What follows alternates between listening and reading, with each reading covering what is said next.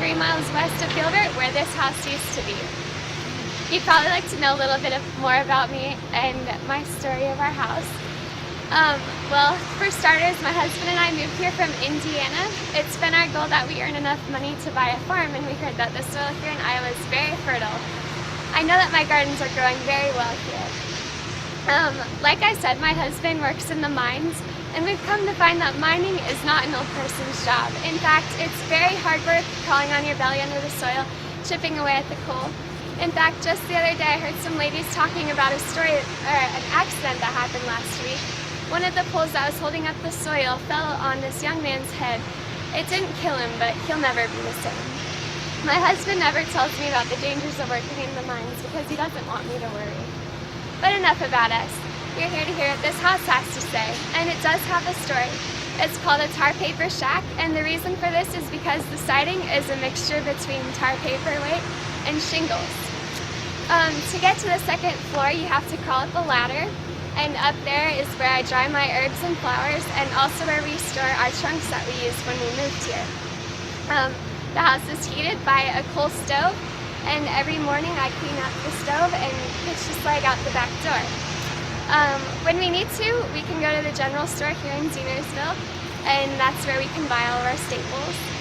And there's a pump in the backyard for us for our water supply.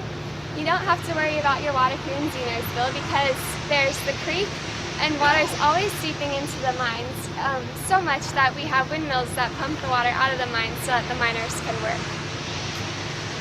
There's actually so much water in the mines that the mines had to shut down in Zenersville, and this little shack was moved up the hill and over into the next section.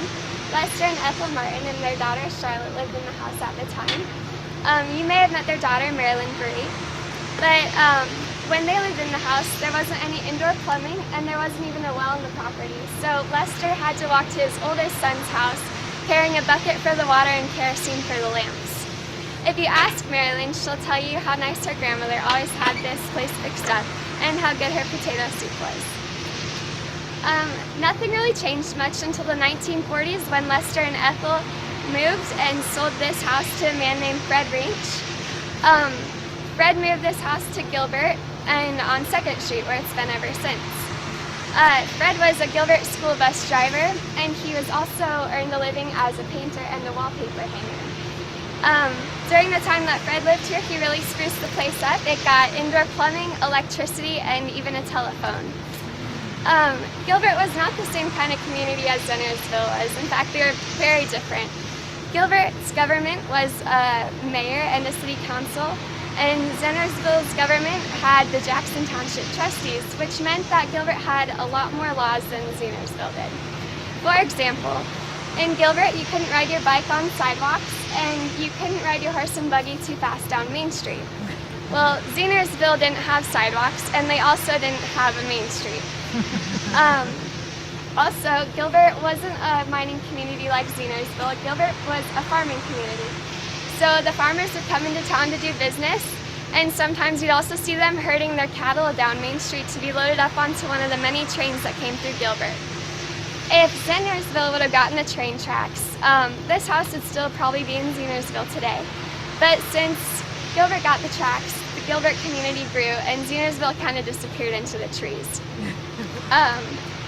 I've been told that all of the businesses that were in Zenersville had been moved to Gilbert, and several of the houses, but so far this is the only house that stood to a century. So Fred Range did some really nice work in keeping the house up. I've heard that there have been some voices echoing in the valley. People are trying to hear about our past in our little mining community. But I gotta go and keep cooking supper for my husband. It was nice talking to you all.